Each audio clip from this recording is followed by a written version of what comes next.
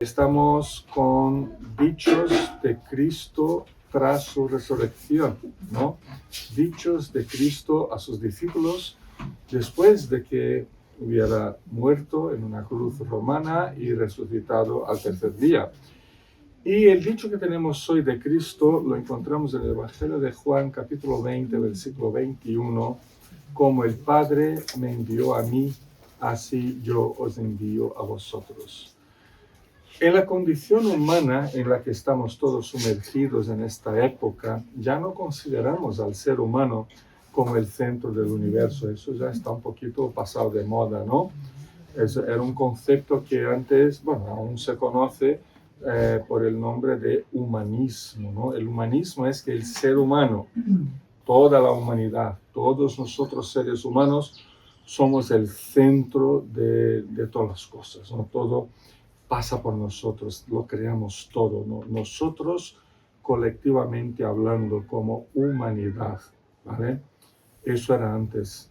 Ahora me considero yo el centro del universo, no los seres humanos. Ya no somos nosotros el centro de todo, sino que yo soy el centro de todo. El cambio parece sutil porque yo sigo siendo ser humano, ¿no? Yo solito sigo siendo un ser humano, ¿no? Parece un cambio sutil, por eso que ese yo es un ser humano, pero el cambio es tremendo porque lo que cambia en realidad es el eje que hace girar el motor. O sea, ya no me interesa considerar al ser humano, colectivamente hablando, como el centro de todo. Me interesa mucho, pero muchísimo más, considerarme a mí mismo como el centro incuestionable e inquebrantable del universo. Soy yo y nadie más. Lo podemos decir de otra manera, ¿no? Antes, con el humanismo, aún había suficiente espacio para preocuparnos colectiva y personalmente con los problemas de los demás. Bueno, no digo que no exista aún, pero es que antes era como el tono, ¿no? El tono del humanismo era ese, ¿no? Nos preocupamos por el bienestar de todos. Ahora que ya no estamos en esa época clásica del humanismo y ya damos pasos agigantados dentro del yoísmo, pues en el yoísmo, con el yoísmo solo hay suficiente espacio para preocuparme conmigo mismo, con mis intereses, con mi tan preciada felicidad y bienestar personal. Y cuando sobra algo de espacio, si sobra, podemos también preocuparnos por otros temas, ¿no?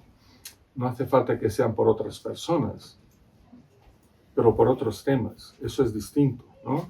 Mientras que esos temas nos realice personalmente. El egoísmo hedonista se ha convertido en la verdadera fe que guía la vida de un creciente número de personas. Y eso se va configurando o reconfigurando desde dentro hacia el mundo, hacia la sociedad, al trabajo, la familia, las relaciones personales, sociales, mediáticas, y a la manera espléndida como uno se ve a sí mismo cuando se mira al espejo, ¿no? Así es como nos vamos portando cada vez más. Por supuesto que el yoísmo, ese yoísmo egoísta y hedonista, ha llegado también entre nosotros, entre los cristianos, de todas las confesiones que existan, lo que le va dando un nuevo colorido, una nueva intensidad incluso a nuestra fe y a la manera como leemos la palabra de Dios, la Biblia. ¿Cómo leemos la Biblia? ¿No? La leemos a nuestro favor. La manera como nos posicionamos personalmente ante un tema clásico que se llamaba en latín antiguamente Communio Sanctorum, la comunión de los santos. La comunión, eso que tenemos aquí, ¿no? El poder, pues, no solo hablar unos con otros, sino que podemos contar unos con otros en momentos difíciles y pues, que estamos uno para los otros, ¿no? Pues eso también va cambiando poco a poco con ese yoísmo que también nos afecta, ¿no? E inevitablemente también la forma como comprendemos y vivimos nuestra misión evangelizadora en el mundo. Y creo que aquí está uno de los puntos que debe preocuparnos de forma muy especial. Ya no somos capaces de ver la fe meramente como una experiencia colectiva, una experiencia que la vivimos no solo en comunidad, sino que la vivimos hacia la sociedad, hacia el mundo, para las personas, ¿no? Ya somos capaces, al contrario de lo anterior, ya somos capaces de ver la fe meramente como una experiencia personal, extremadamente personal. Soy yo y Dios, Dios y yo y mi Cristo, y por ahí vamos, ¿no? Una fe que es muy, muy, muy individualista. Ya leemos la Biblia desde nuestras propias intuiciones. Un ejemplo que de vez en cuando doy, que lo voy a repetir, ¿no? Hace 50 años, en un momento como este, si leyéramos la Biblia, pues el dirigente diría, ¿qué dice el texto? ¿Qué dice el texto? Es una pregunta que nos obliga a mirar al texto y ver lo que dice el texto. Ya no se pregunta qué dice el texto. Leemos la Biblia y nos preguntamos, ¿qué te parece este texto? ¿Qué te parece ese texto? Me lleva a mirar hacia dentro de mí. Es lo que me parece. Es lo que voy a intuir en ese momento, ¿no? Entonces, ese yoísmo va cambiando incluso la manera como interpretamos la fe y la palabra de Dios y cómo llegamos a vivir la comunión de los santos, ¿no? La vivimos a veces con muros levantados para proteger nuestros propios intereses y sentimientos personales y ya no encontramos sentido alguno para la misión, para la evangelización. Si no conseguimos mantener los ojos puestos en los demás, aquí, entre nosotros, es que perdimos la capacidad de poner nuestros ojos a gente que está alejada de Dios, absolutamente alejada de Dios, y que lo necesita, pero no lo sabe.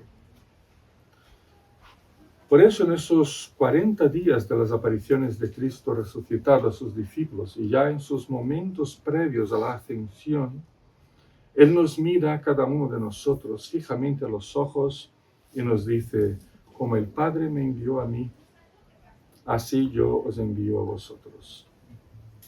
Una afirmación que parece ya no tiene cabida en la forma actual de vivirse y transmitirse la fe, porque es una afirmación que nos gira necesariamente hacia a los demás. Cristo ha sido enviado por el Padre al mundo y siguiendo ese mismo modelo, Él nos envía a nosotros a ese mismo mundo. Así que tenemos que poner nuestros ojos en los demás, en el mundo, para usar una palabra genérica, ¿no? En el mundo. Pero eso nos desubica, ¿no? Nos vamos desubicando un poco de uno mismo y buscando sentido para la fe en el servicio. El sentido para la fe no es lo bien que me hace tener una fe, que me siento libre. Bueno, también, eso también. Nos sentimos libres porque Cristo nos libera, nos sentimos perdonados porque Cristo nos perdona, nos sentimos unidos unos a otros porque compartimos una misma esencia de fe. Eso sí es verdad, pero encontramos sentido para la fe también en el servicio, cuando nos consagramos al otro, cuando nos dedicamos al otro. Una afirmación que sin la menor duda no se cuadra a ese intenso yoísmo que asola la fe y que asola la misión cristiana. ¿De qué se trata entonces esta afirmación de Jesús? ¿De qué se trata de una afirmación intensamente misional? No hay ninguna duda. Es intencionadamente misional. Eso no hay ninguna duda. La verdad es que se trata de la versión de la Gran Comisión. ¿No suena la Gran Comisión, no? Ir por todo el mundo, hacer discípulos de todas las naciones, Mateo 28. Se trata de la versión de la Gran Comisión en el Evangelio de Juan, ¿no? Muy distinta del Evangelio de Mateo, que es la que acabo de mencionar, pero es una versión de la Gran Comisión. Y como misionera que es, el dicho tiene ese objetivo visible de ubicar al pueblo de Cristo en medio de todos los demás. en medio de los seres humanos, cumpliendo con el mandato básico que vive en el núcleo mismo de la fe cristiana, que es el mandato de testificar el Evangelio a todas las personas y de hacer discípulos en todos los lugares. Si nos desviamos de ese sentido vocacional que tiene la fe, nos desviamos del propio Jesucristo. Y eso es un problema para nosotros, ¿no? Y no es tan difícil desviarme de ese sentido vocacional de vivir y testificar el Evangelio. Más bien es fácil. Y para tanto es suficiente únicamente con poner mi propio yo como eje central de todo lo demás, de la fe, de las relaciones, del trabajo, de la familia, yo qué sé, de todos los demás, ¿no? De todo lo demás. Poner el yo dentro de lo que somos, sustituyendo la vocación y dándole un sentido hedonista a mi relación con Dios. Esta palabra de Cristo a todos sus seguidores tiene algunos sentidos que deben llamarnos la atención. El primero que me gustaría comentar es que es importante reconocer el envío de Cristo por el Padre como un elemento que fundamenta la propia vocación y fe cristiana. Empieza el dicho diciendo Cristo, como el Padre me envió, como el Padre me envió, establece un vínculo redentor y eterno entre el Padre y el Hijo. Un vínculo que se concretó en el contexto histórico de los seres humanos. No pasó en la espiritosfera, en las nubes, pasó aquí, ¿no? Entre nosotros, en un ambiente físico, un ambiente humano de carne y hueso, ¿no? Pasó aquí. Aquí se estableció y aquí se pudo ver de forma plena este vínculo eterno y redentor entre Dios Padre y Dios Hijo. Cristo vino para cumplir con la voluntad del Padre de crear el único camino posible de salvación a los seres humanos. Esa fue su misión. Y en ese sentido es importante notar que en el Evangelio de Juan, Jesucristo se autopresenta como el enviado del Padre. Y se define por ese sentido de envío y de misión. Él dice, yo soy el enviado del Padre. Por ejemplo, les voy a citar algunos ejemplos, ¿no? En Juan 7:29, Cristo reconoce su origen divina al decir, y yo sí lo conozco porque vengo de su parte, y Él mismo me ha enviado. Él me ha enviado, ¿no? En 4:34 afirma, mi alimento es hacer la voluntad del que me envió. En 6:38 dice, he bajado del cielo no para hacer mi voluntad, sino la del que me envió. 5:30 leemos, no busco hacer mi propia voluntad, sino cumplir la voluntad del que me envió. O sea, él tenía clara ese concepto de identidad, identificado con el Padre por medio de un envío, de un apostolado. Y en 14:24 claramente afirma que estas palabras que oís no son mías, sino del Padre que me envió, ¿no?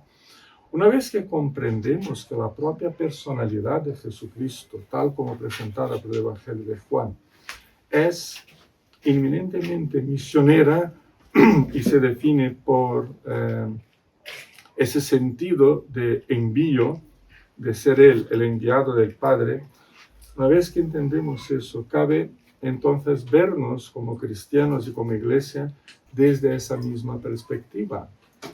En ese sentido, el dicho de Cristo resucitado se va completando cuando entendemos que como Él ha sido enviado al mundo por el Padre, también Él nos envía a nosotros a ese mismo mundo. Eso, por supuesto, representa un cambio en la manera como nos definimos ante Cristo y ante nosotros mismos y ante el mundo.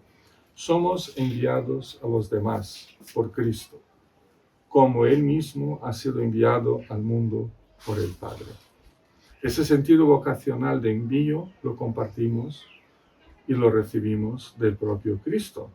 Y es un sentido de vocación que le da el debido contorno a nuestra naturaleza cristiana, eclesial, y define perfectamente nuestra vocación misional. Además, podemos dar un importante paso más al relacionar las dos partes del dicho de Cristo. Por un lado, está la primera parte que dice, como el Padre me envió, y por otro lado está, así yo os envío a vosotros. Si observamos con atención, hay una relación de modelo y seguimiento que se establece entre las primeras palabras de ambas partes del dicho, ¿no? Como Él, así también yo, ¿no? Como el Padre me envió, también yo, así yo os envío a vosotros, ¿no? Así que somos enviados por Cristo siguiendo las mismas pautas de su envío por el Padre. Por tanto, el envío de Cristo para la redención humana sirve de modelo para su propio envío de la Iglesia como testigo permanente del Evangelio. Por supuesto que este modelo de Cristo debe ser mejor investigado por nosotros para que podamos encontrar paralelos que nos ayuden a definir mejor nuestro propio camino misionero en el mundo. Desde esa perspectiva vemos en ese mismo Evangelio de Juan, por ejemplo, que si la misión del enviado del Padre se define por humildad, también como enviados de Cristo ejercemos nuestra vocación manteniéndonos humildes, manteniendo humildad en nuestros corazones. Por ejemplo, Juan capítulo 13, 16 dice, ciertamente os aseguro que ningún siervo es más que su amo, y ningún mensajero es más que el que lo envía. Ese sentido de humildad, de reconocer que el Señor es más grande y está por encima de nosotros, caracteriza la misión de Cristo y se deriva desde Él hacia nosotros. Y si la misión del enviado del Padre se define también por amor, de igual manera la misión de los enviados de Cristo debe ejercerse sobre la base del amor a los demás. Y lo mismo con la gloria de Dios, ¿no? Si la misión del enviado del Padre se define por la gloria de Dios, nuestra misión como pueblo enviado por Cristo también se preocupa en primer lugar en glorificar a Dios y no a uno mismo. Pero además de estos elementos que definen la misión de Cristo como modelo para la nuestra, hay otro elemento sobre el que debemos, creo que, poner más atención. Si volvemos a la oración sacerdotal de Cristo, ¿os suena la oración sacerdotal de Cristo? Está en el capítulo 17 del Evangelio de Juan, cuando Cristo ora por todos nosotros, ¿no? Si volvemos a esta oración, bueno, ya os había comentado en dos o tres ocasiones, ¿no? El Evangelio de Juan está dividido en dos grandes libros. El primer libro, capítulo 1 a 12, que se conoce por el nombre del libro de las señales, y luego el capítulo 13 al 21, que es la otra mitad, que recoge todos los principales discursos de Jesús en su última semana de vida en Jerusalén. En su última semana de vida en Jerusalén. Y entre los discursos está este capítulo 17, que es una oración. Así que cuando leemos el capítulo 17, estamos leyendo una oración que Cristo oró horas antes de ser crucificado. Y horas antes de su muerte, ya había llenado nuestra fe de vocación misionera y de servicio a los demás. Capítulo 17, versículo 18 específicamente dice el texto, como tú me enviaste al mundo, yo los envío también al mundo. Es básicamente una repetición de 2021 de la palabra que estamos meditando, ¿no? Pero hay dos detalles. Primero, que el dicho que hemos leído en el capítulo 20 lo dijo Cristo después de su resurrección, y lo que dijo, básicamente las mismas palabras en la oración del capítulo 17, lo dijo horas antes de su muerte. Así que hay un vínculo, ¿no? Hay un vínculo que une el antes y el después de la muerte y resurrección de Cristo. No ha cambiado su perspectiva de vocación, no ha cambiado su perspectiva de lo que es su pueblo, de quienes somos como iglesia. Seguimos siendo ese pueblo que tiene como eje central de su fe la vocación y el servicio a los demás.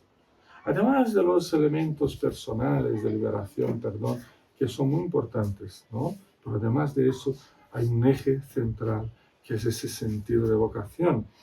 Bueno, es básicamente una repetición de lo que dijo Jesús después de su resurrección, pero también incluye por 2 veces la palabra mundo. En el capítulo 17-18, si comparáis a ambos dichos de Cristo, en el primer, por 2 veces, dice la palabra mundo. Como tú me enviaste al mundo, yo los envío también al mundo, ¿no? Y ya en capítulo 20, 21, no. La inclusión de la palabra no cambia absolutamente nada de lo que hemos mencionado en 2021, pero sí acrecienta claramente el sentido de dirección. Es hacia el mundo, ¿no? Hacia las personas, hacia a hombres y mujeres que necesitan conocer esa gracia maravillosa y redentora de Jesucristo. Por tanto, somos enviados por Cristo, por el Cristo resucitado, y antes de su muerte y resurrección, total, que somos enviados por el Cristo completo, ¿no? Antes y después de su resurrección, somos enviados a las personas. Él nos envía desde su propia resurrección y, por tanto, desde su plena y definitiva victoria sobre la muerte y sobre el pecado. Desde el trono universal de Cristo que gobierna sobre todos y sobre todo a la diestra del Padre, es que somos enviados al mundo y a los seres humanos con un mensaje claro y sencillo de salvación, con un abordaje humilde y amoroso, pero con un discurso también misericordioso y perdonador. No soy enviado por Cristo desde mí mismo. No soy enviado por Cristo desde mis capacidades, habilidades, cualidades personales, que tenemos muchas, ¿no? Todos nosotros. Tampoco somos enviados desde nuestro orgullo y personalidad cautivante. No es porque tenemos una buena comunicación, no. La gran comisión de Jesucristo tiene sus raíces hincadas en la Pascua, en la muerte y resurrección de Cristo, del Señor Jesús. Los momentos previos de su muerte, de la Pascua, Él ora y nos envía al mundo, como ha sido enviado Él mismo por el Padre a ese mundo. Momentos después, horas después de su resurrección, por tanto de la Pascua, repite ese envío, ¿no?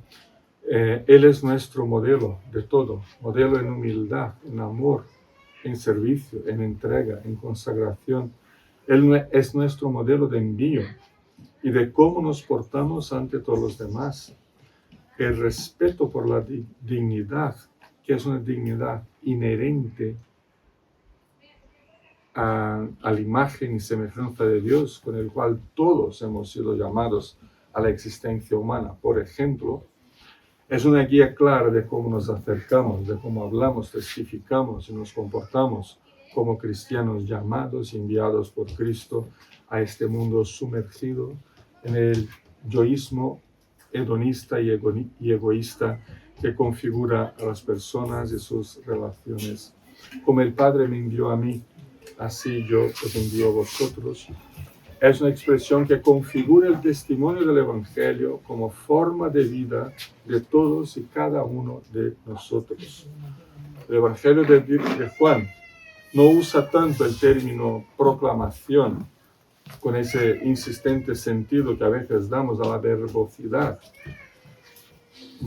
al exceso de palabras, ¿no? Es curioso porque el Evangelio de Juan usa muy a menudo la palabra testimonio. Testimonio es diferente de proclamar. Proclamar es abrir la boca y decir algo, ¿no? Es un anuncio verbal. testimonio, curioso, no sé si lo sabéis, pero testimonio, la palabra nuestra, testimonio o testificar, se deriva del griego martireo. ¿Os suena la palabra martireo? De martirio, de mártir, ¿no? El testigo es un mártir. El mártir originalmente no tiene ese sentido de que va a morir por una causa. Luego muchos murieron por esta causa. Y más que los muchos que murieron, infinitamente más, muchos viven por esa causa. Pero martirio significa testificar de algo que escuché, que vi, que sentí, que experimenté, que es parte de mi experiencia, que es parte de mi vivencia, algo que yo puedo decir, no es decir, es que yo supe que Juan tuvo un encuentro con Cristo y que le va muy bien. Eso no es un testimonio. Pues que dé ese testimonio Juan, porque es algo de su propia experiencia personal con el Señor, no de la mía.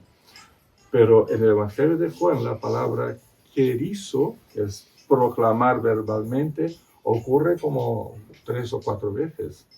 Y la palabra martirio, o martireo, o testificar, ocurre más de 20 veces. Así que el énfasis es contar y dejar que la gente vea en nosotros la propia fe. Es un testimonio de vida que, claro, también se traduce en palabras, y se traduce en comportamientos, en actitudes, en decisiones, etcétera, etcétera. Pues las palabras de Cristo a sus discípulos en el capítulo 15 de Juan, versículo 27, nos conduce al testimonio como un requisito esencial para la misión de la iglesia, cuando dice: y también vosotros daréis testimonio porque habéis estado conmigo, no porque escuchamos de otros que tuvieron esa experiencia de salvación con Cristo, pero porque hemos estado con Cristo desde el principio y vivimos con Él cada momento de nuestras vidas. Por ahí va el tema del testimonio, es algo que vivimos. El contexto de ese versículo tiene que ver con el hecho de que el mundo nos aborrece, el mundo nos persigue, como lo ha hecho con el propio Cristo antes. Pero también nos indica que la llegada del Espíritu Santo enviado por Cristo de parte del Padre resultaría en un testimonio divino acerca de Jesús. A este mundo que nos aborrece hemos sido enviados por Cristo. Ha sido a ese mundo, no a otro. Como Él mismo ha sido enviado por el Padre, ambos, Él y nosotros enviados por la fuerza del Espíritu Santo. Como el Padre me envió a mí, así yo os envío a vosotros. Cristo se preparaba para su ascensión, su regreso al Padre. Pero antes de partir, nos mira a los ojos, a cada uno de nosotros, y nos envía como testigos que viven y anuncian su evangelio de redención a todos los seres humanos, respondiendo al odio con el amor de Dios, respondiendo a las durezas con la misericordia de Dios, respondiendo al pecado con el perdón de Dios, respondiendo al yoísmo hedonista con la entrega y la consagración a Dios. Sigamos, hermanos, el camino de la misión de Cristo. Amén. Amén. Amén.